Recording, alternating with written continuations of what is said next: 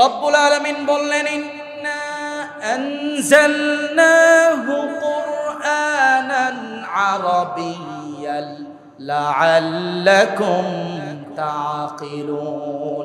নিশ্চয় আমি এই কোরআনটাকে নাজিল করলাম আরবি ভাষায়। কেন আরবি ভাষায় নাজিল করলাম?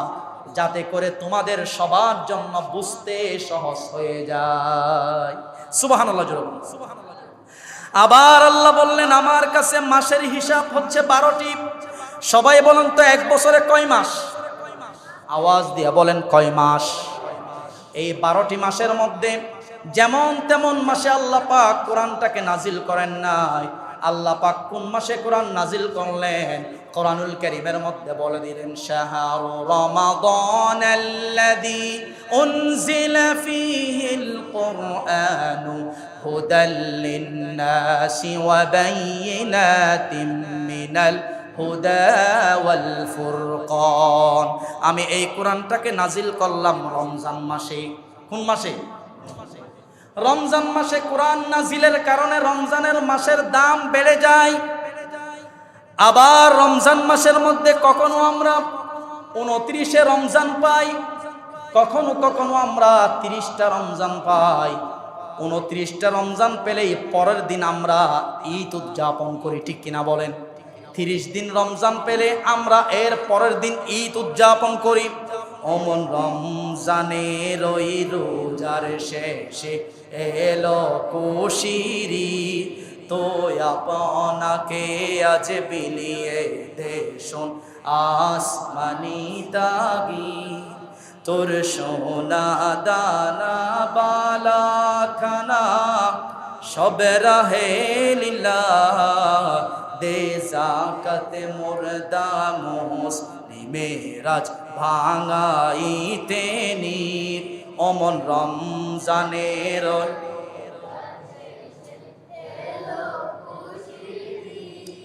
তো আপনাকে আজ বিলিয়ে দেশন আসমানি তাগিদ, ঠিক কিনা বলেন?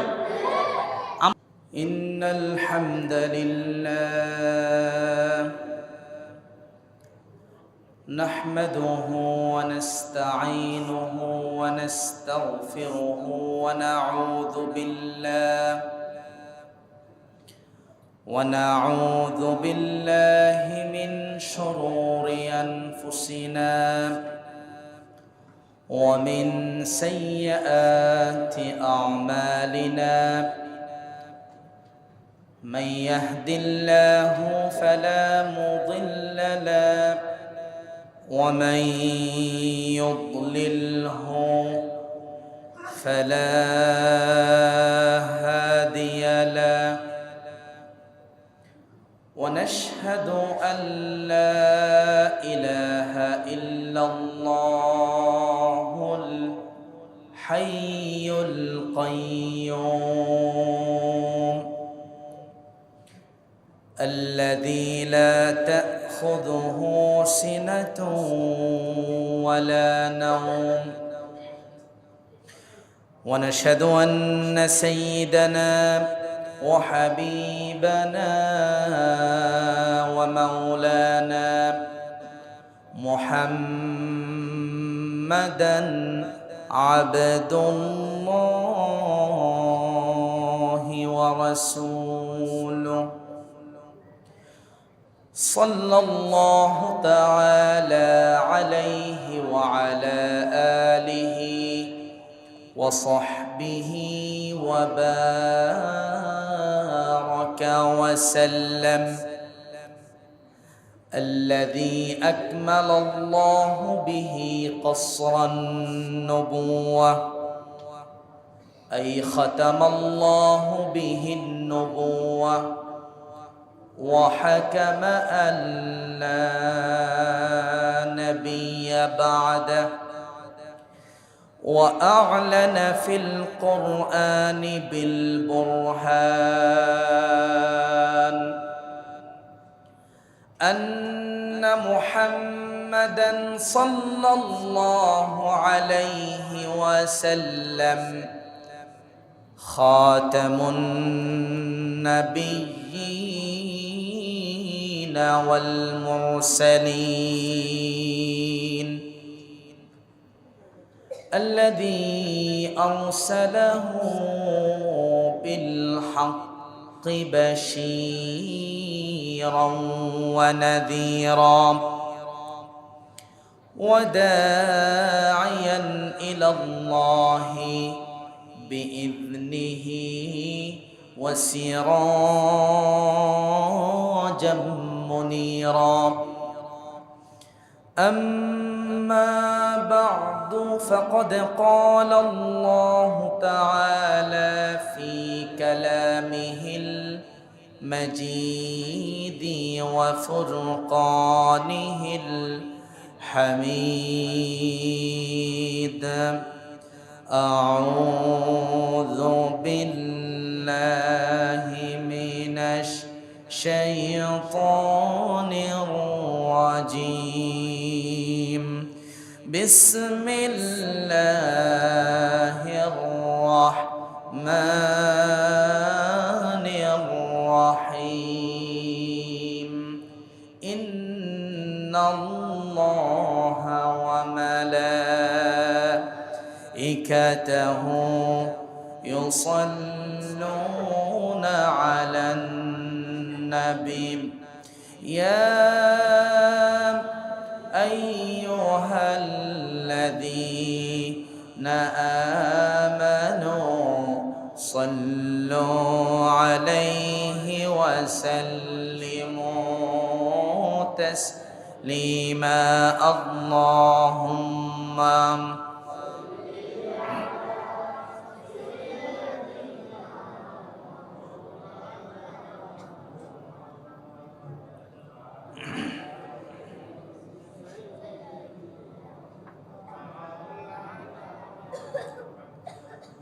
মন আমার কাঁদেরি দিল আমার কাঁদেরি যেতে চাই সোনার মদিনা মন আমার কাঁদেরি দিল আমার কাঁদেরি যেতে চাই সোনার মদিনা ওই মদিনার পথের ধুলি ওই মদিনার পথের দুলি জোড়াই মনোবেদনা আল্লাহুম্মা সাল্লি আলা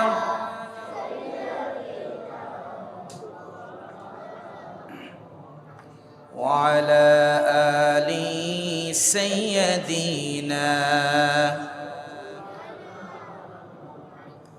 রজব শাবানে বরকত দাও রমজান মাসে গুনাহ ঝরা রজব শাবানে বরকত দাও রমজান মাসে গুনাহ ঝরাও সফতা ঝোড়ে তুমি বরকত দাও জুমার দিনে গুনাহ ঝরাও রজব শাবানে বরকত দাও রমজান মাসে গুনাহ ঝরাও আল্লাহুম্মা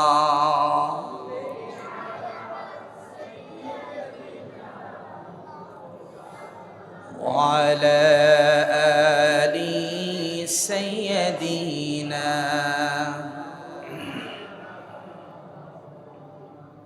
সবাই বলুন বালাগাল উলা বিকামালিহি কাশাফাত তুজা বিজামালিহি হাসুনাত জামিউ খসালিহি সাল্লু আলাইহি ওয়া আলিহি একটু জিকির করুন লা ইলাহা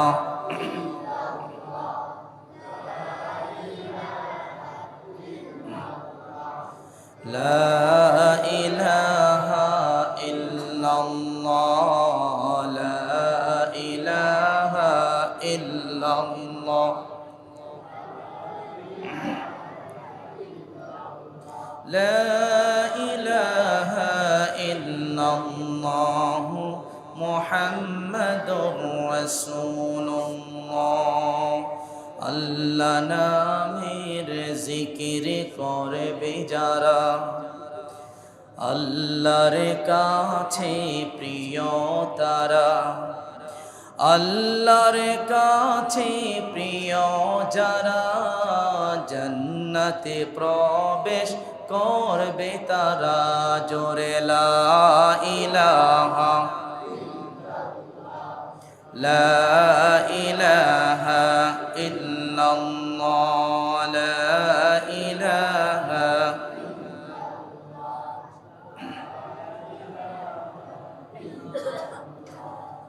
লা ইলাহা ইল্লাল্লাহ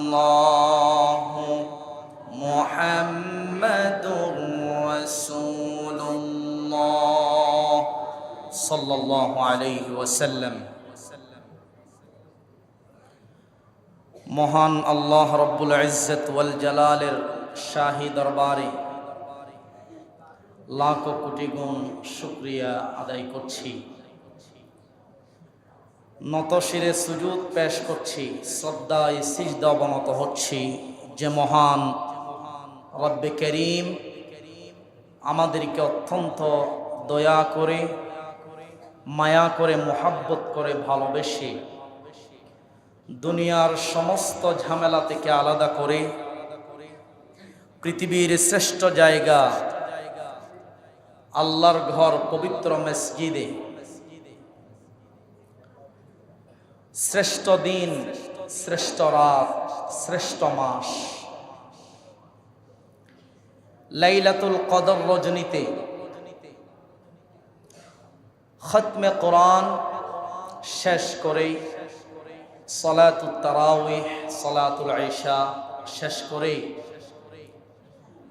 সাথে সাথে কোরআন ও হাদিসের আলোকে কিছু কথা শ্রবণ করার জন্য বসা তৌফিক যা আল্লাহ দিয়েছেন, এই জন্য আমরা আমাদের অন্তরের স্থল থেকে আল্লাহ পাকের শেখানো ভাষায় মস্তক অবনত চিত্তে শুকর গুজার হচ্ছি।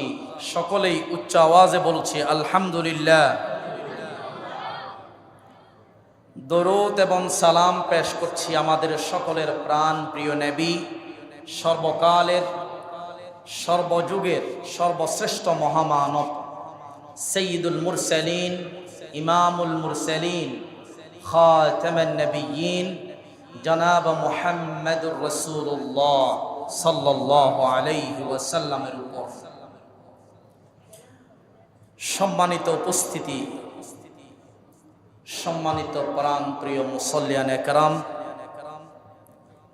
আসুন আমরা মূল আলোচনা শুরু করার পূর্বে আবারও মহান আল্লাহর দরবারে কৃতজ্ঞতা জ্ঞাপন করছি যে আল্লাহ রাব্বুল আলামিন আমাদের সবাইকে মহাবিশ্বের মহাবিশ্বয় মহাগ্রন্থ আল কোরআনুল কারীম থেকে কিছু কথা শ্রবণ করার জন্য একত্রিত হয়ে বসার তৌফিক দান করেছেন। এই জন্য আমরা খুশি না বেজার? যদি বেশি খুশি হয়ে থাকি তাহলে আসুন আমরা আল্লাহর দরবারে শুকরিয়া স্বরূপ তিনটা তাকবীর দিয়েই মূল আলোচনা শুরু করব। পারা যাবে ইনশাআল্লাহ? আমি আল্লাহু আকবার বললে আপনারাও বলবেন আল্লাহু আকবার। তাহলে শুরু করা যাক। আল্লাহু আকবার। ঝিমানো থাকলে যেন চলে যায়, অলসতা যেন বাসা না বাঁধে, এই জন্য আরেকটু আওয়াজ দিয়ে বলতে হবে আল্লাহু আকবার, আল্লাহু আকবার। আজকে যেই বইটার আলোকে আমরা কিছু কথা শুনবো, আওয়াজ দিয়ে বলেন তো সেই বইয়ের নাম কি? সবাই বললেন না যে? কোরআনুল কারীমে কোনো ভুল আছে নাকি? কোনো সন্দেহ আছে? সংশয় আছে? কারণ কোরআনুল কারীম অবতীর্ণ করেছেন একজন। আওয়াজ দিয়ে বলেন তিনি কে? সেই মহাগ্রন্থ কোরআনুল কারীমের ভিতরে আল্লাহ রাব্বুল আলামিন জীবনে এবং মরণে যত সমস্যা হতে পারে সমস্ত সমস্যার সমাধান ফিট করে দিয়েছেন। কোরআনে আছে না নাই? সমাধান চাও যদি জীবনে মরণে, ফিরে যাও খুঁজে নাও চোখ রাখো কোরআনে। বলেন, সমাধান চাও যদি জীবনে মরণে, ফিরে যাও খুঁজে নাও চোখ রাখো কোরআনে। তবেই পাবে সুখ শান্তির ঠিকানা, তবেই পাবে সুখ শান্তির ঠিকানা, যদি মেনে নাও তুমি মনে প্রাণে। সমাধান, ও সমাধান, সমাধান চাও যদি জীবনে মরণে, ফিরে যাও খুঁজে নাও চোখ রাখো কোরআনে। কোরআন সব সমস্যার সমাধান, ঠিক কিনা? সমাধান যদি আপনি পেতে চান আপনাকে আসতে হবে কোরআনের দিকে, কারণ কোরআন থেকে সলিউশন না নিলে আপনি কোনো কিছুই সমাধান করতে পারবেন না।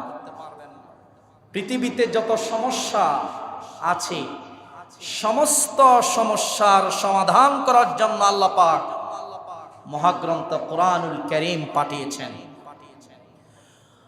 কোনো বিষয়ে যদি আপনি কনফিউজ হন, আপনি কি করবেন? কোনটা সত্য কোনটা মিথ্যা আপনি যদি জানতে না পারেন, বুঝতে না পারেন, আপনাকে কোনটা সত্য কোনটা মিথ্যা, সত্য মিথ্যার মধ্যে পার্থক্য করার জন্য আপনাকে আমাকে আসতে হবে কোরআনের কাছে। কার কাছে আসতে হবে? কোরআনের কাছে আসতে হবে। আল্লাহর কোরআনের সেই ব্যাপারে সমাধান আছে না নাই? এই জন্য কোরআনের একটা নাম আল্লাহ পাক দিয়েছেন আল ফুরকান। কোরআনের একটা নাম কি? আল ফুরকান। ইউফাররিকু বাইনাল হাক্কি ওয়াল বাতিল, হক এবং বাতিলের মধ্যে পার্থক্য করে দেয় আল কোরআন। ভুল এবং শুদ্ধ এর মধ্যে পার্থক্য করে দেয় কোরআন। এজন্য জীবনটাকে শুদ্ধ করতে হলে আল্লাহর কোরআন থেকে আমাদেরকে প্রেসক্রিপশন নিতে হবে। আমরা যদি আমাদের ফ্যামিলিটাকে সুন্দর করতে চাই তাহলে আল্লাহর কোরআন থেকে আমাদেরকে প্রেসক্রিপশন নেওয়া লাগবে। যদি আমরা কোরআন থেকে প্রেসক্রিপশন নিতে না পারি তাহলে ফ্যামিলি শুদ্ধ হবে না, ব্যক্তি জীবন শুদ্ধ হবে না, সমাজ শুদ্ধ হবে না, এই বাংলাদেশটা শান্তির বাংলাদেশ হবে না, ঠিক কিনা বলেন? এজন্য কোরআন থেকে সমাধান নিয়ে আমার দেশের সবগুলো বড় বড় জায়গা যেন আমরা পরিচালিত করতে পারি সেই পদক্ষেপে নামতে হবে। এই কোরআন আমাদের সংসদ ভবনে থাকার দরকার আছে না নাই? বঙ্গভবনে, গণভবনে, সবগুলো সার্কিট হাউসে, সবগুলো সেনাবাহিনীর ক্যান্টনমেন্টে কোরআন থাকার দরকার আছে না নাই? সবগুলো ইউনিভার্সিটিতে আল্লাহর কোরআন থাকার দরকার আছে না নাই? তাহলেই দেশে শান্তি আসবে। আওয়াজ দিয়া বলেন ঠিক কিনা? সম্মানিত উপস্থিতি, সম্মানিত প্রাণ প্রিয় মুসল্লিয়ানে কেরাম, এই কোরআন যেমন বিশাল, কোরআনের আলোচনাও তেমন বিশাল। কোরআনের আলোচনা করেই শেষ করা যাবে না, তাফসীর লিখেই বলেই শেষ করা যাবে। মৃত্যু চলে আসবে, হায়াত শেষ হয়ে যাবে, কিয়ামত চলে আসবে, সমগ্র পৃথিবীর পানি শেষ হয়ে যাবে, কলম শেষ হয়ে যাবে, এরপরেও কোরআনের তাফসীর, ব্যাখ্যা, বিশ্লেষণ লিখে বলে পৃথিবীর কেউ শেষ করতে পারবে? কোরআনুল কারীমের বৈশিষ্ট্য হচ্ছে কোরআন গোটা মানব জাতির জন্য সর্বশেষ হেদায়েতের গ্রন্থ। আল্লাহর পক্ষ থেকে আর একটি বাণীও মানুষের জন্য আসবে না। আল্লাহর পক্ষ থেকে মানুষের জন্য আর কোনো বাণী আসবে? বলুন, আসবে? আসবে না। আল্লাহর পক্ষ থেকে মানুষের জন্য হেদায়েতের আর একটি বাণীও আসবে না। কোরআনুল কারীম এটাই হচ্ছে আখেরি কালাম, শেষ বাণী। আল কোরআন এসেছে, পৃথিবীর সমস্ত আসমানি গ্রন্থ রহিত হয়ে গেছে। সুবহানাল্লাহ জোরে বলেন। কোরআন হচ্ছে একটি পূর্ণাঙ্গ জীবন ব্যবস্থা। এজন্য কোরআনকে আরবিতে বলা হয় মুকাম্মেল নিজামে হায়াত। কোরআনকে ইংরেজিতে বলা হয় এটা এমন একটি কোরআন যে কমপ্লিট গুড অফ লাইফ, পূর্ণাঙ্গ জীবন বিধান এই কোরআনে মাজিদ, কোরআনে হাকিম। সুবহানাল্লাহ জোরে বলেন। এমন কোন বিষয় নেই যা আল্লাহ পাক কোরআনে অবতীর্ণ করে দেন নাই। এমন কোন বিষয় নেই যা আল্লাহ তাআলা কোরআনে অবতীর্ণ করে দেন নাই। কোরআনে কি নাই? সব আছে, ঠিক কিনা বলেন? সব বিষয়ের সমাধান কোরআনে আছে না নাই? ভাইরা আমার, কোরআনুল কারীমে মাকড়সার নামে আল্লাহ পাক সূরা দিয়েছেন, ঠিক কিনা? আবার হাতির নামও সূরা কোরআনে আছে না নাই? সেই সূরার নাম কি? সূরাতুল ফিল। লোহার নামও কোরআনে সূরা আছে, সূরাতুল হাদিদ। মানুষের নামও কোরআনে সূরা আছে। মানুষ দুই শ্রেণীর, পুরুষ নারী। নারীদেরকেও এই কোরআন থেকে বাদ দেওয়া হয়নি। আল্লাহ পাক নারীদের নামেও কোরআন একটা সূরা নাজিল করেছেন। সেই সূরার নাম কি? সূরাতুন নিসা। বলেন না, সেই সূরার নাম কি? সূরাতুন নিসা। এগুলো আমাদেরকে জানতে হবে, বুঝতে হবে। সব বিষয়ে আল্লাহ তাআলা কোরআনে নাজিল করে দিয়েছেন। কোরআনুল কারীম আল্লাহ তাআলা শুরু করেছেন বিসমিল্লাহির রহমানির রহিম। বিসমিল্লাহ শুরুর অক্ষর কি? বিসমিল্লাহ শুরুর অক্ষর কি? বা। শুরুর অক্ষর কি? সবাইকে কথা বলতে হবে। আলোচনা কি বোঝা যাচ্ছে নাকি বুঝতে কষ্ট হচ্ছে? কোরআনুল কারীম আল্লাহ তাআলা শুরু করেছেন বিসমিল্লাহ দিয়ে। বিসমিল্লাহর শুরুর অক্ষর হচ্ছে বা। আর কোরআনুল কারীম আল্লাহ তাআলা শেষ করেছেন মিনাল জিন্নাতি ওয়ান নাস। শেষের অক্ষর কি? সিন। তাহলে শুরু করেছেন বা দিয়া আর শেষ করেছেন সিন দিয়া। সবাই এবার বলেন, বা এবং সিনকে একত্রিত করলে কি হয়? বাস। কি হয়ে যায়? তার মানে কোরআনে সব আছে, বাস হয়ে গেছে, আর কোনো কিছুর প্রয়োজন নাই। সব আল্লাহ তাআলা কোরআনে দিয়ে দিয়েছেন। আমার কাছে বিষয়টা যেন এমন মনে হয়, কোরআনুল কারীমের ভিতরে আল্লাহ রাব্বুল আলামিন পৃথিবীবাসীদের জন্য যা কিছু প্রয়োজন সব কিছু সন্নিবেশিত করে দিয়েছেন। শুরু করলেন বা দিয়া, শেষ করলেন সিন দিয়া। বাস করে দিলেন, যেন বলা হলো, ও পৃথিবীর মানুষেরা, তোমাদের জন্য কিয়ামত পর্যন্ত যা কিছু দরকার সবগুলো আল্লাহ রাব্বুল আলামিন কোরআনের মধ্যে ভরে দিয়েছেন। বাস হয়ে গেছে, আর কোনো কিছুর প্রয়োজন নাই। সুবহানাল্লাহ জোরে বলেন। এই জন্য রব্বুল আলামিন বলেন, ওয়ানাজ্জালনা আলাইকাল কিতাবা তিবয়ানাল লিকুল্লি শাইইন ওয়া হুদান ওয়া রাহমাতান ওয়া বুশরা লিল মুসলিমিন। জোরে জোরে বলে আল্লাহু আকবার। আল্লাহ পাক বলছেন, আমি এমন কোরআন নাজিল করেছি, ওগো রাসূল, এমন কোরআন আপনাকে দিয়েছি, সেই কোরআনের মধ্যে সব বিষয় আমি ব্যাখ্যা দিয়ে দিয়েছি, বিশ্লেষণ দিয়ে দিয়েছি। আর কোনো কিছুর প্রয়োজন পড়বে না। সবগুলো আমি আল্লাহ রাব্বুল আলামিন কোরআনের মধ্যে দিয়ে দিয়েছি। এই কোরআনটা হচ্ছে গোটা মানব জাতির জন্য হেদায়েতের কিতাব, রহমত স্বরূপ। এই কোরআনটা হচ্ছে গোটা মানব জাতিকে সুসংবাদ দেয়, মুসলমান জাতিকে সুসংবাদ দেয়। যারা কোরআন অনুযায়ী চলবে, যারা কোরআন অনুযায়ী ব্যক্তি জীবন, যারা কোরআন অনুযায়ী পারিবারিক জীবন, সামাজিক জীবন, রাষ্ট্রীয় জীবনকে অতিবাহিত করবে, পরিচালিত করবে, এই কোরআন তাদেরকে জান্নাতের সুসংবাদ দেয়। কোন সুবহানাল্লাহ। এই কোরআন হচ্ছে বিশাল একটি মুআজিজা। বলেন তো সবাই, কোরআনটা কি? বিশাল একটা মুআজিজা। এখন আমরা তো জানি না মুআজিজা কি। শোনেন একটা তথ্য, পৃথিবীতে যত নবী রাসূল আসছেন, সমস্ত নবীদেরকে সমানভাবে তিনটা বিষয়, তিনটা জিনিস দেওয়া হয়েছে। বলেন তো কয়টা? সমস্ত নবীদেরকে দেওয়া হয়েছে। একটা হচ্ছে ওয়াহি, 2 নম্বর হচ্ছে হুসনে খুলক, আর 3 নম্বর হচ্ছে মুআজিজা। ওয়াহি এর সংজ্ঞা তো আমরা বেশ আর কম সবাই জানি। প্রত্যেক নবীর কাছে আল্লাহর পক্ষ থেকে জিব্রাইল ফেরেশতা ওয়াহি নিয়ে আসতেন। তো 2 নম্বর হুসনে খুলক, প্রত্যেক নবীদের চরিত্র ছিল উন্নত মানের চরিত্র। নবীদের চরিত্রের মধ্যে কি কোনো দাগ ছিল? কোনো নোংরা ছিল? ছিল না। প্রত্যেক নবী রাসূলগণের চরিত্র উন্নত মানের, হুসনে খুলক। রাসূলের ব্যাপারে বলা হয়েছে ওয়া ইন্নাকা লাআলা খুলুকিন আযীম।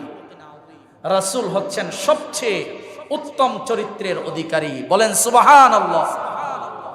তাহলে সমস্ত নবীদেরকে সমানভাবে দেওয়া হয়েছে ওয়াহি, দেওয়া হয়েছে হুসনে খুলক, উন্নত মানের চরিত্র। 3 নম্বরে দেওয়া হয়েছে সমস্ত নবীদেরকে মুআজিজা। সংক্ষেপে আপনাদেরকে বুঝাই, মুআজিজা কাকে বলে? সমকালীন সময়ে শক্তিশালী জিনিসকে দুর্বল করে দেওয়ার জন্য যেই জিনিসের প্রয়োজন, ওই জিনিসটার নামই হচ্ছে মুআজিজা। সুবহানাল্লাহ জোরে বলেন। যেমন মূসা আলাইহিস সালামের মুআজিজা ছিল, হাতে আল্লাহ তাআলা দিয়েছিলেন একটা লাঠি। কি দিয়েছিলেন? আমরা তো সবাই জানি। মূসা আলাইহিস সালামের জামানায় জাদুর প্রভাব বেশি ছিল। জাদুর প্রভাব কি ছিল? বেশি ছিল। ওই জাদুকে একেবারেই নিস্তনাবুদ করার জন্য মুআজিজা হিসাবে আল্লাহ তাআলা মূসা আলাইহিস সালামকে দিয়েছিলেন লাঠি। ওই লাঠি দ্বারা সমস্ত মুআজিজাকে নির্মূল করে ফেলতেন, ধ্বংস করে ফেলতেন আল্লাহর হুকুমে। আমরা সবাই ঘটনা জানি, ফেরাউন তার রাজপ্রাসাদে মূসা আলাইহিস সালামকে ডাকলেন। সেখানে অসংখ্য জাদুকরগণ আসছিলেন, জাদুঘর সেখানে জমা হয়েছিলেন।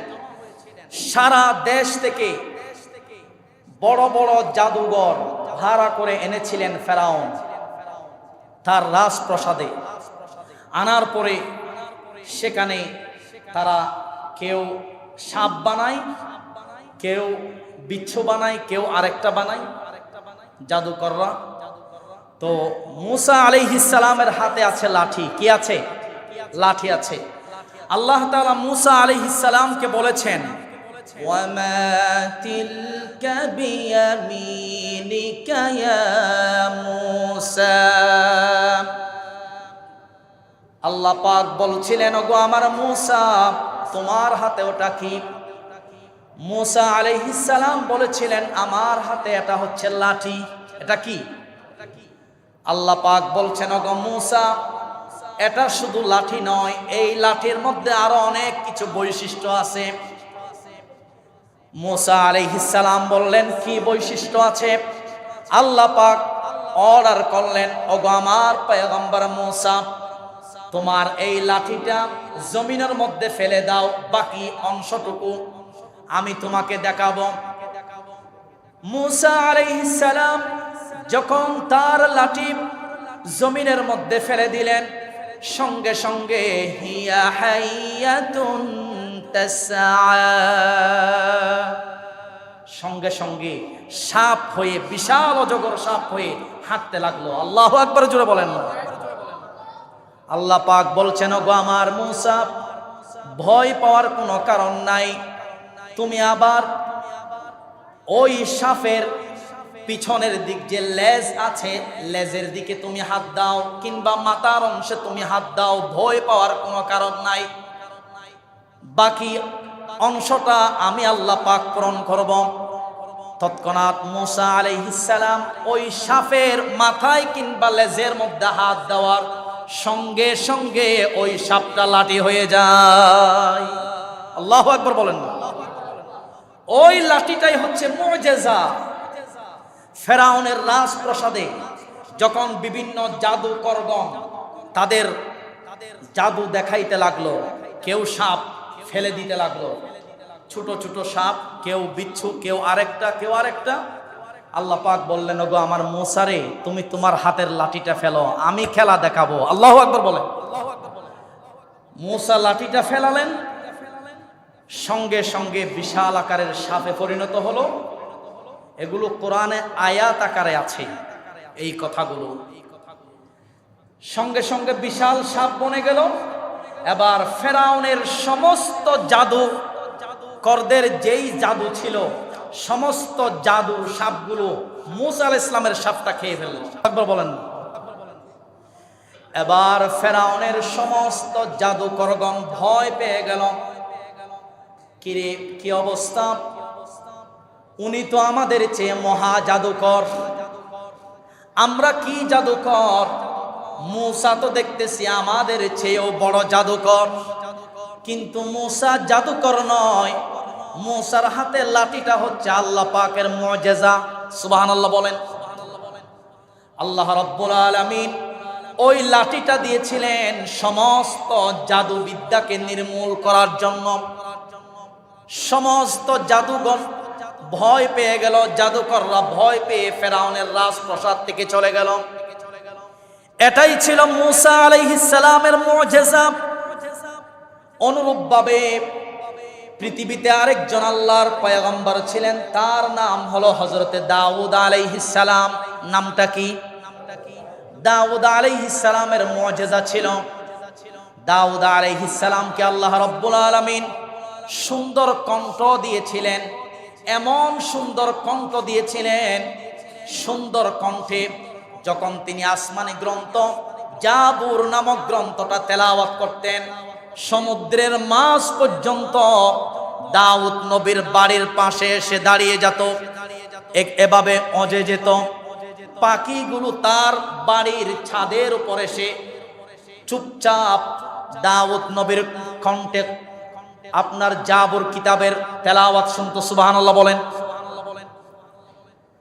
দাউদ আলাইহিস সালামের অন্যতম মুজিজা ছিল, আল্লাহ রাব্বুল আলামিন হযরতে দাউদ আলাইহিস সালামকে এমন মুজিজা দিয়েছিলেন, ওই যুগে যত বড় লোহা হোক না কেন, শক্তিশালী জিনিস হোক না কেন, দাউদ আলাইহিস সালাম হাতে নেওয়ার সঙ্গে সঙ্গে ওই লোহাটা পানিতে পরিণত হয়ে যেত। সুবহানাল্লাহ বলেন। দাউদ আলাইহিস সালাম অস্ত্র বানাতেন, লোহা দিয়ে বিভিন্ন জিনিস বানাতেন। কিভাবে বানাতেন? তখন তো মেশিনারি যন্ত্র ছিল না। বড় বড় পাথর দাউদ আলাইহিস সালাম এভাবে হাত দিলে পাথর মোমের মতো গলে যেত। আল্লাহু আকবার বলেন। শক্তিশালী লোহা এভাবে হাত লাগানোর সঙ্গে সঙ্গে মোমের মতো গলে যেত, একেবারে পানিতে পরিণত হয়ে যেত। এভাবে করে দাউদ আলাইহিস সালাম তা দিয়ে বিভিন্ন জিনিস তৈরি করে বাজারে বিক্রি করে তিনি রিজিক উপার্জন করতেন, তিনি আয় রোজগার করতেন। সুবহানাল্লাহ পড়েন।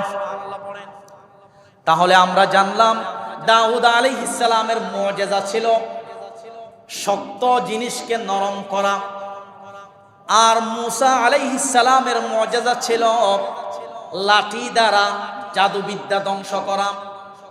3 নম্বরে যদি বলি, আল্লাহর পয়গম্বর হযরতে সুলাইমান আলাইহিস সালাম, তার মুজিজা ছিল অন্যতম কোরআনুল কারীমে সুলাইমান আলাইহিস সালামের ব্যাপারে বিস্তারিত আলোচনা এসেছে। সুলাইমান আলাইহিস সালাম ছিলেন জবরদস্ত একজন আল্লাহর পয়গম্বর। সুবহানাল্লাহ জোরে বলেন। কেমন নবী ছিলেন দেখেন, আল্লাহু আকবার। সুলাইমান আলাইহিস সালাম ফিফলিকার ভাষা বুঝতেন, সমস্ত প্রাণীদের ভাষা বুঝতেন। আমরা কি পাখির ভাষা বুঝি? ফিফলিকার ভাষা বুঝি? গরু ছাগলের ভাষা কি আমরা বুঝি? কিন্তু সুলাইমান আলাইহিস সালাম সমস্ত প্রাণীর ভাষা বুঝতেন। সুবহানাল্লাহ। এমনকি সমস্ত জিন জাতিদেরকে সুলাইমান আলাইহিস সালামের অনুগামী করে দিয়েছিলেন। জিনরা সুলাইমান নবীর কথা মানত। দেখেন মজার একটি ঘটনা আপনাদেরকে বলবো। সুলাইমান আলাইহিস সালামের রাজ দরবারে একদিন বৈঠক হলো। কি হলো বলেন তো? বৈঠক হলো। বৈঠকের মধ্যে জিনরাও উপস্থিত হলো এবং মানুষরাও উপস্থিত হলো, পিপলিকাও উপস্থিত, এরপরে পাখিরাও উপস্থিত। কিন্তু একটা পাখিকে দেখা যাচ্ছে না। ওই পাখির নাম হচ্ছে হুদহুদ পাখি। বলেন তো কি পাখি? কোরআনে আছে, হুদহুদ পাখির ঘটনা আছে কোরআনে। তো হুদহুদ পাখিকে যখন দেখা যাচ্ছে না, সুলাইমান আলাইহিস সালাম বললেন যে হুদহুদ পাখি কই গেল? আমার রাজপ্রাসাদে দেখা যাচ্ছে না কেন? আজকে আমি তাকে শাস্তি দেব। কি দেব? শাস্তি প্রয়োগ করব।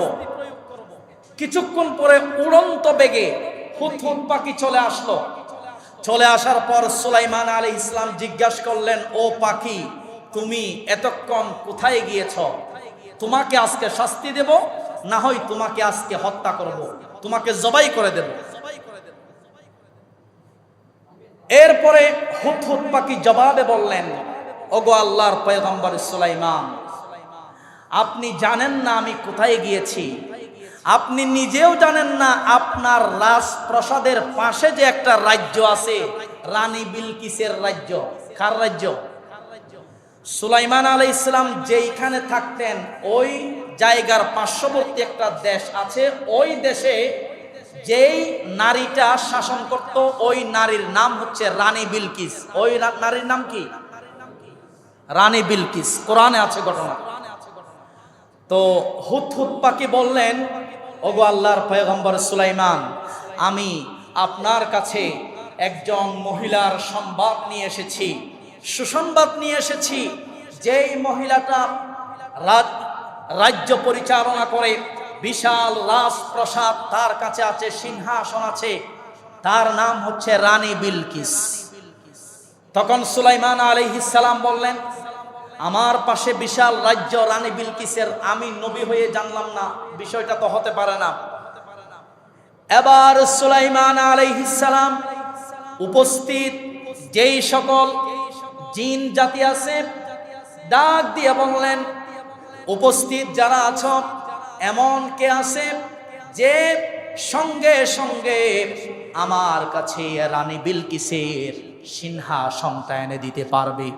তখন একজন জিন দাঁড়িয়ে গেল, ওগো আল্লাহর পয়গম্বর সুলাইমান, আমি আনতে পারবো। সময় কতক্ষণ লাগবে? বলছে 1 মিনিট লাগবে। সুলাইমান নবী বললেন, হবে না, আরো তাড়াতাড়ি আনতে হবে। আরেকজন জিন দাঁড়িয়ে গেল যে আমি আধা মিনিটে আনবো, তাও হবে না। আরেকজন জিন দাঁড়িয়ে গেল, সে বলল, ওগো আল্লাহর পয়গম্বর সুলাইমান, আপনি চোখের বাইল পাতা মারতে মারতে মারার আগেই চোখ আপনি বন্ধ করবেন, খোলার আগে আগেই আমি রানী বিলকিসের সিংহাসনটা আপনার দরবারে নিয়ে আসবো। সুবহানাল্লাহ জুড়ে বল। সিংহাসন এনে দিয়েছেন। ক্বালা ইফরিতুম মিনাল জিন্নি আনা আতীকা বিহি ক্বাবলা আন ইয়াতিয়াক। কোরআন কারীমের ভিতরে এই সকল ঘটনা আসছে। তো সুলাইমান আলাইহিস সালামকে আল্লাহ রাব্বুল আলামিন সমস্ত জিনদেরকে অনুগামী করে দিয়েছিলেন, তার কথা শুনতো। তিনি যখনই অর্ডার করত তখনই তার আদেশ মানত জিন জাতিরা। এই যে দেখেন ফিলিস্তিনের বাইতুল মুকাদ্দাস, মসজিদে আকসা, এটা একাধারে কয়েকজন নবী এই বাইতুল মুকাদ্দাসের নির্মাণ করেছিলেন। এর মধ্যে সুলাইমান নবীও বাইতুল মুকাদ্দাস নির্মাণ করেছিলেন। জিনদের মাধ্যমে মহাসমুদ্রের তলদেশ থেকে দামি দামি পাথরের এনে পাথরের মাধ্যমে ওই জামরুদ দামি দামি ইয়াকুত পাথর দিয়ে জিন জাতিরা বাইতুল মুকাদ্দাসকে তৈরি করেছিলেন। তখন আল্লাহর হুকুমে এক পর্যায়ে সুলাইমান আলাইহিস সালাম লাঠির উপর ভর দিয়ে জিন জাতিদের কাজগুলোকে পরিদর্শন করছিলেন। কারণ আমাদের দেশেও এমন অবস্থা হয়েছে, আপনি মালিক সামনে না থাকলে কর্মচারী কাজ করে না, কাজে ফাঁকি দেয়। ঠিক কিনা বলেন? মিস্ত্রিরা কাজের মধ্যে ফাঁকি দেয়।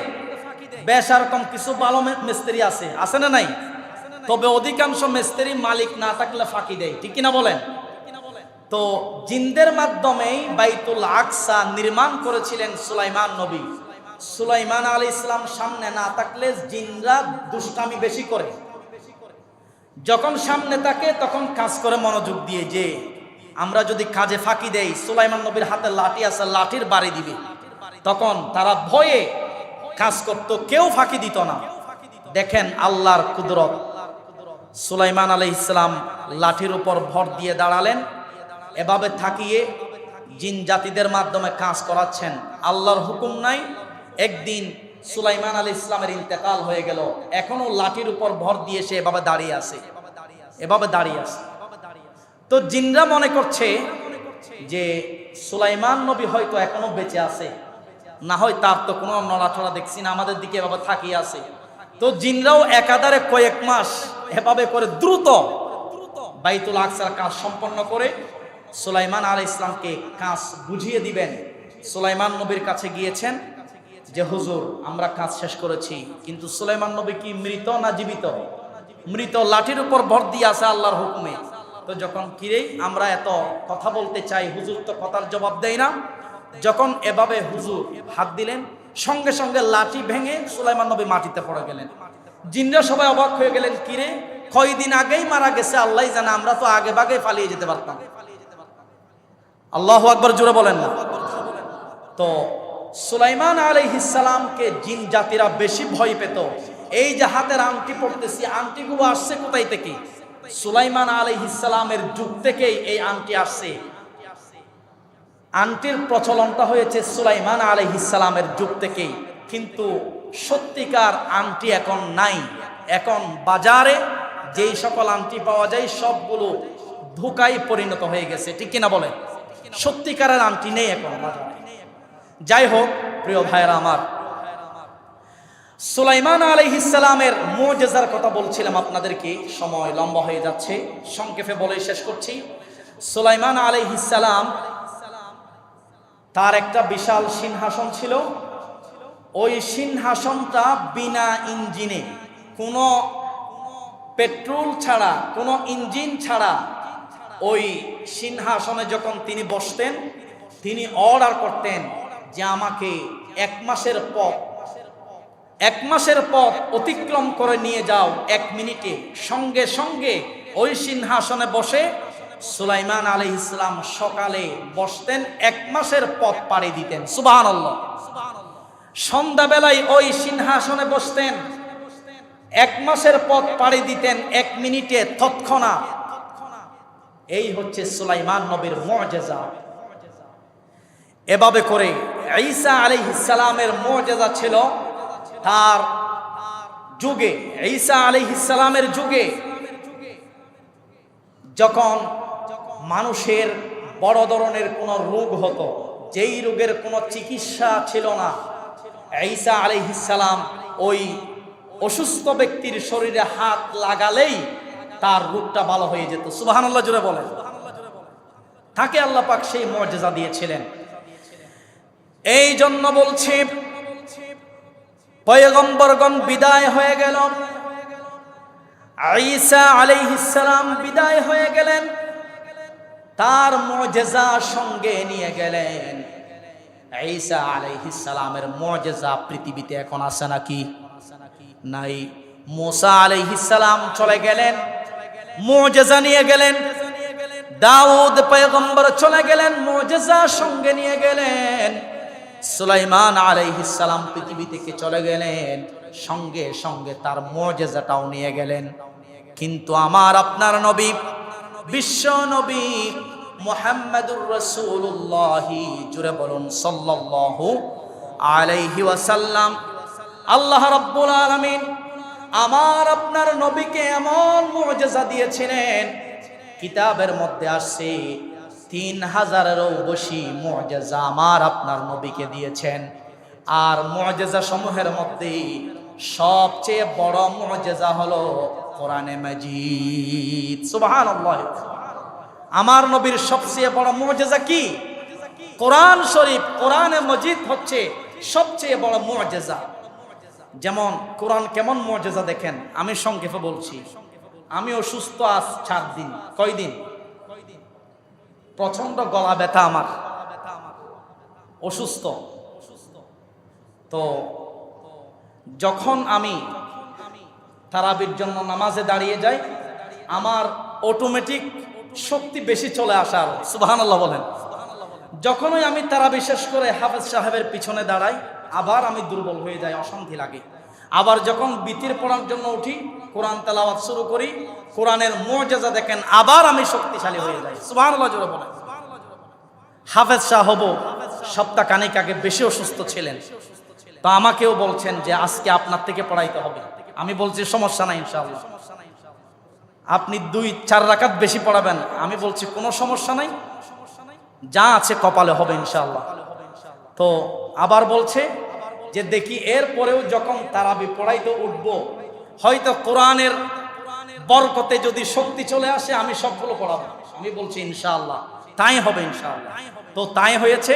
এটাই হচ্ছে কোরআনের মুআজিজা। সুবহানাল্লাহ বলেন না? জ্বলন্ত মুআজিজা দেখছেন, কোরআনের মুআজিজা।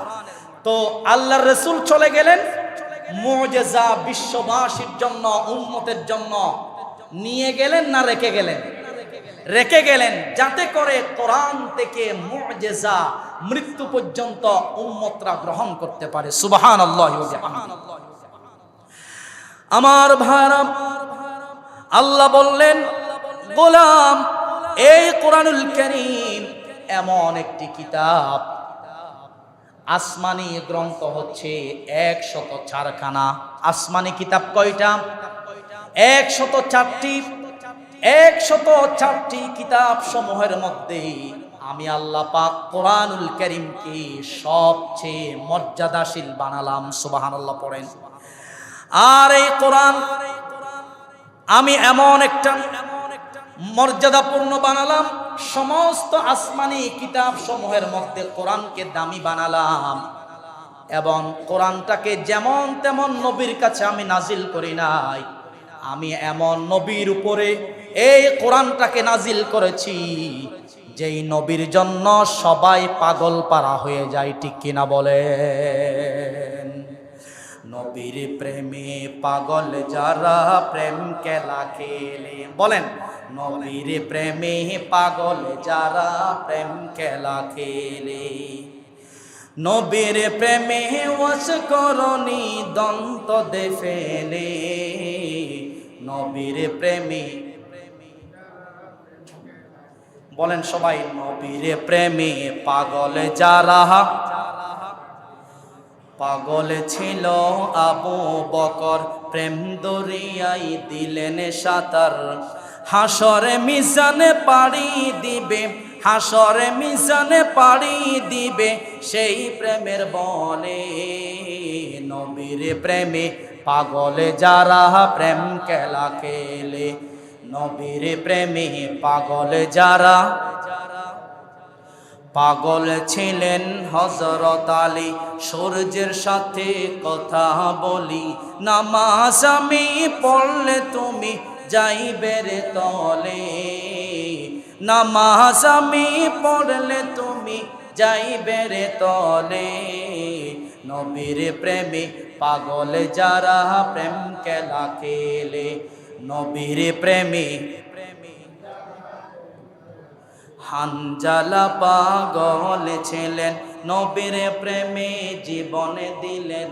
হানজালা পাগল ছিলেন, নবীর প্রেমে জীবনে দিলেন।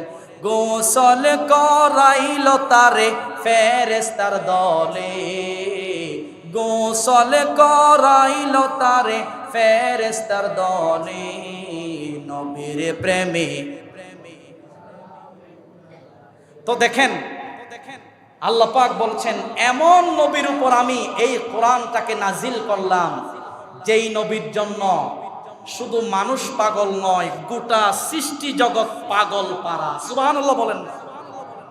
এমন একজন নবীর উম্মত আমাদেরকে আল্লাহ পাক বানিয়ে পাঠিয়েছেন। আমরা খুশি না বেজার?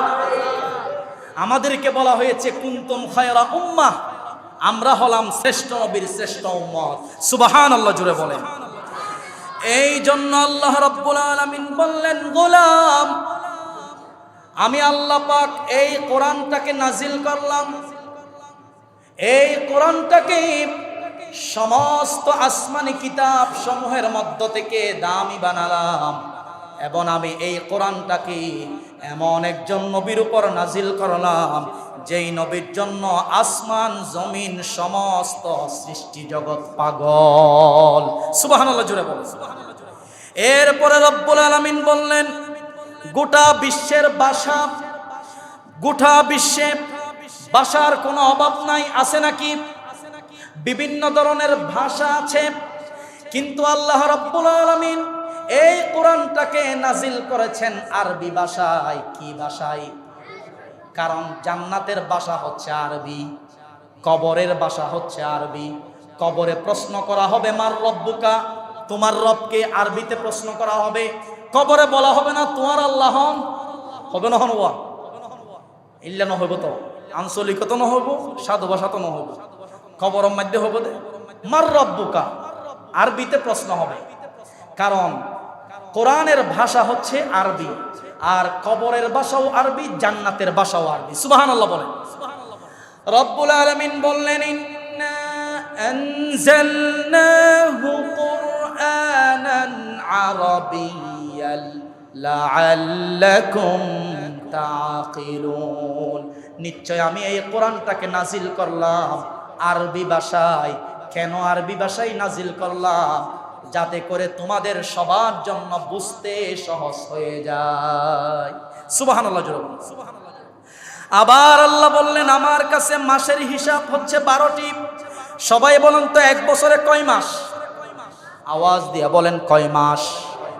এই 12টি মাসের মধ্যে যেমন তেমন মাসে আল্লাহ পাক কোরআনটাকে নাজিল করেন নাই। আল্লাহ পাক কোন মাসে কোরআন নাজিল করলেন? কোরআনুল কারীমের মধ্যে বলে দিলেন শাহরু রমাদানাল্লাযী উনজিলা ফীহিল কুরআনু হুদাল লিন-নাসি ওয়া বায়িনাতিম মিনাল হুদা ওয়াল ফুরকান। আমি এই কোরআনটাকে নাজিল করলাম রমজান মাসে। কোন মাসে? রমজান মাসে। কোরআন নাজিলের কারণে রমজানের মাসের দাম বেড়ে যায়। আবার রমজান মাসের মধ্যে কখনো আমরা 29শে রমজান পাই, কখনো কখনো আমরা 30টা রমজান পাই।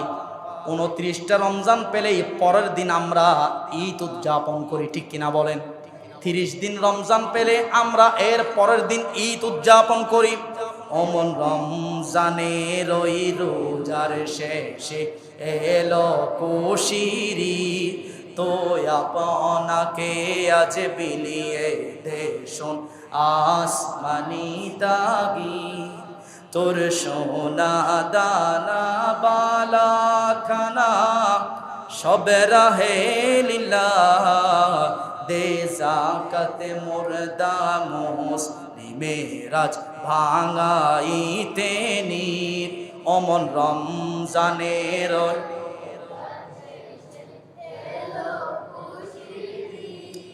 তো আপনাকে আজ বিলিয়ে দেশন আসমানি তাগিদ, ঠিক কিনা বলেন? আমরা যখন 29শে রমজান পাই পরের দিন ঈদ হয়, যখন 30শে রমজান পাই এর পরের দিন ঈদ হয়। তো 29শে রমজান 30শে রমজান এর পূর্বে যে একটা রাত আল্লাহ বলছেন বিঝুর রাত, 27শে রজনী, ওই বিজুড় রজনীতে আমি আল্লাহ পাক কোরআনটাকে নাজিল করলাম। সুবহানাল্লাহ জোরে বলেন। আল্লাহ বললেন, গোলাম পবিত্র রমজান মাসের মধ্যে সবচেয়ে সেরা রাত, সবচেয়ে শ্রেষ্ঠ রাত, দামি রাত লাইলাতুল কদরের রাতে তথা আজকের রাতে আমি আল্লাহ কোরআন নাজিল করলাম। সবাই আমার সঙ্গে পড়ুন, ইন্না আনজালনাহু ফি লাইলাতিল কদর ওয়া মা আদরাকা মা লাইলাতুল কদর লাইলাতুল কদরি খায়রুম মিন আলফি শাহর তানাজ্জালুল মালাইকাতু ওয়ার রূহু ফিহা বিইذনি রাব্বিহিম মিন কুল্লি আমরিন সালাম হিয়া হাত্তা মাতলাইল ফাজর। এই সূরাটা স্বতন্ত্র আজকের রাতের জন্যই নাজিল হয়েছে। সুবহানাল্লাহ বলেন। দেখেন আজকের রাতটা দামি কম না বেশি? আওয়াজ দিয়ে বলেন তো। আজকের রাতটা বেশি দামি বিদায় শুধুমাত্র আজকের রাতের জন্য আল্লাহ পাক নাজিল করেছেন আলাদা একটা সূরা। সুবহানাল্লাহ। কোরআনে এমন কোন সূরা কেউ দেখাতে পারবে না যে কোনো রাতের জন্য, কোনো দিনের জন্য নির্দিষ্ট স্বতন্ত্র সূরা নাজিল হয়েছে, কিন্তু আল্লাহ পাক আজকের রাতের জন্য আলাদা একটা সূরা নাজিল করছেন শুধুমাত্র গোটা বিশ্ববাসীকে আজকের রাতের গুরুত্ব, তাৎপর্য, মাহাত্ম্য বোঝানোর জন্য। সুবহানাল্লাহ বলেন। সূরার নাম হচ্ছে সূরাতুল কদর। বলেন তো সূরার নাম কি? এই সূরাটা হচ্ছে ক্রমিক আকারে 97 নম্বর সূরা। কত নম্বর? 97 নম্বর সূরা। এই সূরাটা হচ্ছে 30 নম্বর পারায়, পৃষ্ঠা নম্বর হচ্ছে 598। হিফজুল কোরআন যেই কোরআন আছে ওই কোরআনের 598 নম্বর পৃষ্ঠায় আছে, 30 নম্বর পারায়, সূরার নম্বর হচ্ছে 97 নম্বর সূরা। এই সূরা নাজিল হয়েছে সূরাতুল কদরি মাক্কিয়া, মক্কাতে এই সূরাটি নাজিল হয়েছে। নাজিলের ক্ষেত্রে সূরা দুই প্রকার। কয় প্রকার? কিছু সূরা মক্কায়, কিছু সূরা মদিনায়। এই সূরাতুল কদরটা নাজিল হয়েছে কোথায়? মক্কায়। দেখেন, ইন্না আনজালনাহু ফি লাইলাতিল কদর, নিশ্চয় আমি এটি নাজিল করেছি লাইলাতুল কদরে। এটি মানে কোরআন। এটি মানে কি? কোরআন নাজিল করেছি লাইলাতুল কদরে। ওয়া মা আদরাকা মা লাইলাতুল কদর, তোমাকে কিসে জানাবে লাইলাতুল কদর কি? লাইলাতুল কদরি খায়রুম মিন আলফি শাহর, লাইলাতুল কদর হচ্ছে 1000 মাস অপেক্ষা উত্তম। সুবহানাল্লাহ। কেন উত্তম? তানাজ্জালুল মালাইকাতু ওয়ার রূহু ফিহা বিইذনি রাব্বিহিম মিন কুল্লি আমর, লাইলাতুল কদরের রাতে আসমান থেকে দলে দলে রহমতের ফেরেশতা নাজিল হতে থাকে। সুবহানাল্লাহ বলে। সালামুন হিয়া হাত্তা মাতলাইল ফাজর, শান্তিময় রাতে, এই লাইলাতুল কদরের রাতে ফজর পর্যন্ত শান্তি অবতীর্ণ হতে থাকে। কেন? এই রাতে আল্লাহ পাক নাজিল করেছেন কোরআনে মাজিদ। সুবহানাল্লাহ জোরে বলেন। তাহলে আজকের রাতের দাম, আজকের রাতের মর্যাদা কম না বেশি? সবাই একটু আমার সঙ্গে কথা বলবেন। কোরআনুল কারীম অবতীর্ণ করেছেন কে? আওয়াজ দিয়ে বলেন কে? এবার বলেন, কোরআন অবতীর্ণ হয়েছে কার উপর? মুহাম্মদুর রাসূলুল্লাহ সাল্লাল্লাহু আলাইহি সাল্লামের উপর। কোন মাসে কোরআন অবতীর্ণ হলো? রমজান মাসে। এবার বলেন, কোন রাতে কোরআন অবতীর্ণ হয়েছে? কদরের রাতে। এই কোরআনের ব্যাপারে আমি যে কয়েকটি প্রশ্ন আপনাদেরকে করলাম, আপনাদের কি কষ্ট হয়েছে? জবাবে বোঝা যায় আপনাদের মনোযোগ ছিল আলোচনায়। মাশাআল্লাহ, আপনারা দ্রুত জবাব দিতে পেরেছেন, আপনারা A+ পেয়ে গেছেন, আলহামদুলিল্লাহ। তো আসুন, এই কোরআনের ব্যাপারে আল্লাহ পাক বলছেন, ফামানিত্তাবা'a হুদায়া ফালা ইয়াদিল্লু ওয়ালা ইয়াশকা। আল্লাহ রাব্বুল আলামিন বলেন, তোমরা যদি আমার বর্ণিত এই কোরআনকে অনুকরণ করো, তাইলে তোমরা পথভ্রষ্ট হবে না, তোমরা কষ্টের মধ্যে নিপতিত হবে না। সুবহানাল্লাহ। আল্লাহ পাক বলছেন তোমরা এই কোরআনের দিকে ফিরে আসো। وهذا كتاب أنزلناه مبارك فاتبعوه واتقوا لعلكم ترحمون। এই কোরআন এমন একটি কিতাব, বরকতময় কিতাব আমি আল্লাহ নাজিল করেছি, যে কোরআনের অনুসরণ করলে আশা করা যায় তোমাদের প্রতি আমার পক্ষ থেকে রহমত নাজিল হয়ে যাবে। সুবহানাল্লাহ। আল্লাহর এই কোরআন হচ্ছে পৃথিবীর সবচেয়ে পাওয়ারফুল, সবচেয়ে শক্তিশালী একটি কিতাব। জুড়ে বলেন সুবহানাল্লাহ। যে কোরআন নাজিল হওয়ার পর আল্লাহর রাসূল মুখস্থ করার জন্য পাগল পারা হয়ে যেতেন। ইন্না আলাইনা জামাহু ওয়া কুরআনা লা তুহাররিক বিহি লিসানাকা লিতা'জালা বিহি ইন্না আলাইনা জামাহু ওয়া কুরআনা ফাইদা ক্বরানাহু ফাত্তাবি' কুরআনা। কোরআন যখন নাজিল হতো, এই কোরআনুল কারীমের আয়াতগুলো মুখস্থ করার জন্য আল্লাহর রাসূল পাগল পারা হয়ে যেতেন। সুবহানাল্লাহ। এই তো আমরা মজায় শুনি, বিভিন্ন আলোচকদের কাছ থেকে খুব মজা নিয়ে আমরা কোরআনের তাফসীর শুনি, কিন্তু এই কোরআনের জন্য পাগল ছিল বেশি তারা যারা নতুনভাবে মুসলমান গ্রহণ করেছিলেন, মুসলিম হয়েছিলেন। আমরা তো ঈমান পেয়েছি বাপ থেকে, দাদা থেকে, ঔরস থেকে, বংশ থেকে আমরা ঈমান পেয়েছি, ঠিক কিনা বলেন? কিন্তু আসল ঈমানদার ছিল কারা? আবু বকর, উমর, উসমান, আলী, এরা নতুনভাবে মুসলমান হয়েছিল, তারাই কোরআনের জন্য আসল পাগল ছিলেন, ঠিক কিনা বলেন? আমরা তো কোরআনের জন্য তেমন পাগল নয়, আমরা কোরআনের জন্য তেমন পাগল নয়, কিন্তু আমাদের সবাইকে কোরআনের জন্য পাগল পারা হতে হবে, কোরআনকে আঁকড়ে ধরতে হবে জীবনে মরণে। যদি আমরা কোরআনের জন্য পাগল হয়ে যাই, দুনিয়াতে আখেরাতে আমাদের মর্যাদা বাড়িয়ে দিবেন কে? আল্লাহ পাক বাড়িয়ে দিবেন। বিশ্বনবীর কাছে যখন কোরআন নাজিল হতো, আল্লাহর রাসূল তখন একেবারেই ঘেমে যেতেন। কোরআনের আয়াতগুলো এমনভাবে মুখস্থ করতেন আল্লাহর হাবিব, রাসূলের জবান মুবারকের দুই পাশ দিয়ে ফেনা বের হয়ে যেত। সুবহানাল্লাহ, জুড়ে বলেন না। আম্মা জান আয়েশা ডাকলে সাড়া দিতেন না। বিভিন্ন আল্লাহ রাসূলের সাহাবাগণ রাসূলকে ডাকলে সাড়া দিতেন না। কোরআনের আয়াতগুলো মুখস্থ করার জন্য রাসূল বেহুশ হয়ে যেতেন। কোরআনের আয়াত যখন বিশ্বনবীর উপর নাজিল হতো, এমনকি অনেক সময় দেখা গিয়েছে প্রচন্ড শীত। আপনারা বলেন তো দেখি, একটা প্রশ্নের জবাব দেন তো, মাঘ মাসের শীত, মাঘের শীতে একেবারে ফজরের আগ মুহূর্তে তখন কোন মানুষের শরীর থেকে কি ঘাম বের হয়? বলেন, ঘাম বের হয়? ঘাম বের হয় না, কারণ প্রচন্ড শীত। সে অনেক কিছু, শীত থেকে নিজেকে কন্ট্রোল করার জন্য বিভিন্ন সে পোশাক পরিধান করেছে, পরিধান করার পরেও তার থেকে শীত যাচ্ছে না, কারণ মাঘের শীত এটা শক্ত না নরম? বেশি শক্ত, বেশি কঠিন শীত।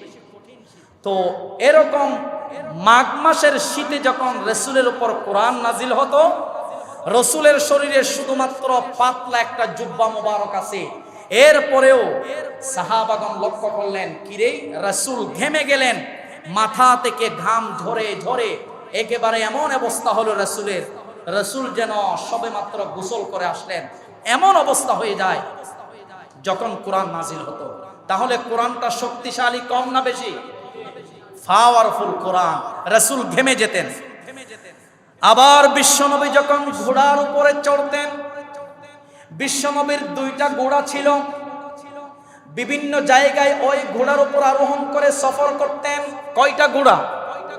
রাসূল যখন ওই ঘোড়ার উপর আরোহণ করে সফর করতেন, তখন সাহাবাগণ লক্ষ্য করতেন রাসূল ঘোড়ার উপর আরোহণ করা অবস্থায় আল্লাহর পক্ষ থেকে কোরআন নাজিল হয়েছিল। কোরআন নাজিলের অবস্থা সাহাবাগণ লক্ষ্য করলেন কিভাবে ঘোড়াটা একেবারেই মাটির মধ্যে শুয়ে যায়। কোরআন এত পরিমাণ শক্তিশালী, কোরআনের পাওয়ারে একেবারে রাসূলের ঘোড়াটা মাটির মধ্যে শুয়ে যায়, মাটির মধ্যে লুটিয়ে পড়ে, সহ্য করতে পারে না। কোরআনের পাওয়ার এতটাই শক্তিশালী। আবার যখন রাসূল কোন সাহাবীদের রান মুবারকের উপর মাথা রেখে শুইতেন, মাথা রেখে ঘুমাতেন, ঘুমানো অবস্থায়ও অনেক সময় রাসূলের উপর কোরআন নাজিল হতো। তখন সাহাবারা ভাবতেন, কিরে রাসূল আমার রান মুবারকের উপর শুয়েছে, আমার যেন মনে হলো রাসূলের মাথা মুবারকটা যেন কয়েকশো কেজির মতো হলো। আল্লাহু আকবার বলেন। রাসূল বেশিরভাগ সময় আবু বকরের উরুর উপর, রানের উপর মাথা রেখে ঘুমাতেন। তো আবু বকর বললেন, আমার অনেক সময় মনে হতো আমার রানটা যেন একেবারেই ভেঙে চুরে চুরমার হয়ে যাচ্ছে।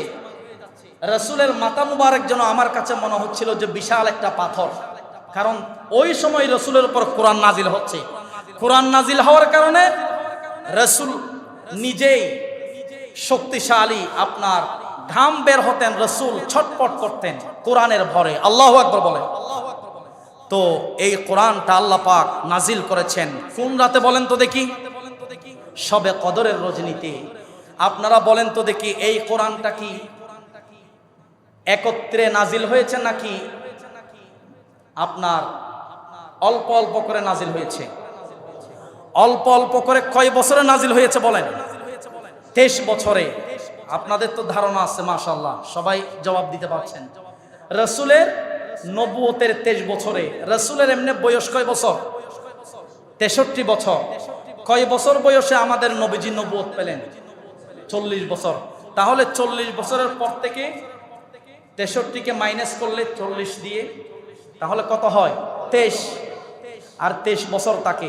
তো ওই 23 বছরে একটু একটু করে এই পুরা 30 পারা কোরআন রাসূলের 23 বছর নবুয়তি জিন্দেগিতে নাজিল হলো। সুবহানাল্লাহ জোরে বলেন। তো আসুন, এই কোরআনের মর্যাদা আমাদেরকে দিতে হবে, কোরআনকে সম্মান করতে হবে, কোরআনকে পাশে নিয়ে জীবনকে অতিবাহিত করতে হবে। কোরআনকে যদি আমরা আঁকড়ে ধরি, তাহলে এই কোরআন আমার আপনার জন্য কিয়ামতের দিন হয়ে যাবে নাজাতের জরিয়া। সুবহানাল্লাহ বলেন। এই কোরআনের মর্যাদা সম্পর্কে রাসূল করিম সাল্লাল্লাহু আলাইহি ওয়াসাল্লাম বলছেন, عن عثمان رضي الله تعالى عنه أنه قال قال رسول الله صلى الله عليه وسلم خيركم من تعلم القرآن وعلمه। তোমাদের মধ্যে সর্বোত্তম ব্যক্তি হলো তারা যারা কোরআন নিজে শিখে এবং অপরকে শিখায়। সুবহানাল্লাহ। আর এই কোরআনের মাধ্যমে আল্লাহ তাআলা দুইটি শ্রেণীকে দুনিয়া আখিরাতে সম্মানিত করবেন। ইন্নাল্লাহা ইয়ারফাউ বিহাদাল কিতাবি আকওয়ামান ওয়া ইয়াদাউ বিহি আখিরিন। যারা কোরআনকে আঁকড়ে ধরবে, কোরআনের দ্বারা আল্লাহ পাক দুনিয়াতে সম্মানিত করবেন, আখিরাতেও সম্মানিত করবেন। আর কোরআনকে ছেড়ে দিলে দুনিয়া আখিরাতে লাঞ্ছিত করবেন। যিনি, আওয়াজ দিয়ে বলেন তিনি কে? কোরআন শুধু থাকের জন্য শোভা পাই না, কোরআন শুধু আলমারিতে আমি ঢুকিয়ে রাখবো, আলমারির ভিতরে রেখে দেব, এর জন্য কোরআন নাজিল হয় নাই। কোরআন শুধু তেলাওয়াত করব, কোরআন শুধু তেলাওয়াত করব, এই জন্য নাজিল হয় নাই। কোরআনটাকে বাস্তব জীবনে ফিট করতে হবে, কোরআন অনুযায়ী জীবনকে, পরিবারকে, রাষ্ট্রকে সাজাতে হবে, এই জন্য কোরআন নাজিল করা হয়েছে। ঠিক কিনা বলেন? ভাইরা আমার, আল্লাহর রাসূল কি বলছেন দেখেন। আলোচনার শেষের দিকে আল্লাহর রাসূলের একটা হাদিস বলছি, ইন্নাল্লাযী লাইসা ফি জাওফিহি শাইউম মিনাল কুরআন কাল বাইতিল খারিফ। যেই ঘরে কোরআন নাই সেই ঘরটা কিসের মতো? আল্লাহর রাসূল বলছেন, যেই ঘরে কোরআন নাই, যেই ঘরে কোরআনের তেলাওয়াত নাই, কোরআনওয়ালা নাই, সেই ঘরটা হচ্ছে বিরান বাড়ির মতো। কি বাড়ি? বিরান বাড়ি চিনেন? যেই বাড়িতে কোনো মানুষের বসতি নাই। বলেন তো দেখি, একটা বাড়িতে যদি 8-10 বছর কোনো মানুষ না থাকে, ওই বাড়িতে কি থাকে? ওই বাড়িতে বিভিন্ন সাপ, পাখি, বিচ্ছু, বিভিন্ন বিষাক্ত পোকামাকড় ওই বাড়িতে বসবাস করে, ঠিক কিনা জোরে বলেন না? আল্লাহর হাবিব বলছেন যেই বাড়িতে কোরআন নাই ওই বাড়িটা হচ্ছে বিরান বাড়ির মতো। আজ দেখুন বাংলাদেশের ইউনিভার্সিটিগুলোতে কলেজ স্কুল এগুলোতে কোরআনের শিক্ষা দেওয়া হয় না, ঠিক কিনা বলেন? শিক্ষা দেওয়া হয় কলেজে, ইউনিভার্সিটিতে, স্কুলে কোরআনের শিক্ষা আছে নাকি? কোরআনের শিক্ষা না থাকার কারণে ওই কলেজ ইউনিভার্সিটি থেকে বের হয় এক একটা বড় বড় মস্তান, ঠিক কিনা বলেন? এক একটা বড় বড় সন্ত্রাস বের হয়। মাশাআল্লাহ কয়েকজন ভালো আছে, ঠিক কিনা বলেন? কিন্তু অধিকাংশই কোরআনের শিক্ষা না থাকার কারণে যেই সমাজে, যেই পরিবারে, যেই কলেজে, যেই ইউনিভার্সিটিতে, যেই প্রতিষ্ঠানে কোরআনের শিক্ষা নাই, রাসূল বলছেন ওই সকল প্রতিষ্ঠানগুলো হচ্ছে বিরান বাড়ির মতো। ওইখানে আছে সাপ বিচ্ছু। তার মানে ওইখান থেকে যারা বের হবে এক একটা সন্ত্রাস হয়ে, চাঁদাবাজ হয়ে বের হবে। নাউজুবিল্লাহ বলেন। এই জন্য কোরআনের শিক্ষা সর্বত্র বিরাজমান করতে হবে। দরকার আছে না নাই? কোরআন যেখানে পড়ানো হয় না সেটা হচ্ছে কবরের তুল্য। বলেন তো কিসের তুল্য? কবরের তুল্য। রাসূল বলছেন লা তাজালু বুয়ুতাকুম মাকাবির, তোমরা তোমাদের বাড়িটাকে কবর হিসাবে পরিণত করো না। তার মানে যেই ঘরে কোরআনের তেলাওয়াত আছে, যেই ঘরে কোরআনের তেলাওয়াত আছে সেই ঘরটা কবর নয়, সেই ঘরটা বিরান বাড়ি নয়। যেখানে কোরআন তেলাওয়াত নাই, কোরআনের চর্চা নাই, সেই ঘরটা হচ্ছে কবর, কবর তুল্য।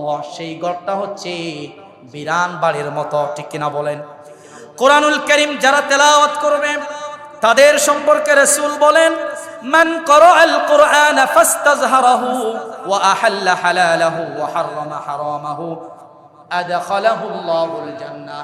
যারা এই কোরআনুল কারীম তেলাওয়াত করবে, হালালকে হালাল মনে করবে, হারামকে হারাম মনে করবে, আল্লাহ পাক তার জন্য জান্নাত বরাদ্দ করে রেখেছেন। সে জান্নাতে প্রবেশ করবে। কোন সুবহানাল্লাহ। ওয়া শাফাআহু ফি আশরাতিন মিন আহলি বাইতিহি কুল্লুহুম ক্বাদ ওয়াজাবাত লাহুন নার। যেই ঘরে কোরআন আছে, যারা কোরআন তেলাওয়াত করে, কোরআন অনুযায়ী আমল করে, জীবনকে পরিচালিত করে, তারা শুধু জান্নাতে প্রবেশ করবে তা নয়।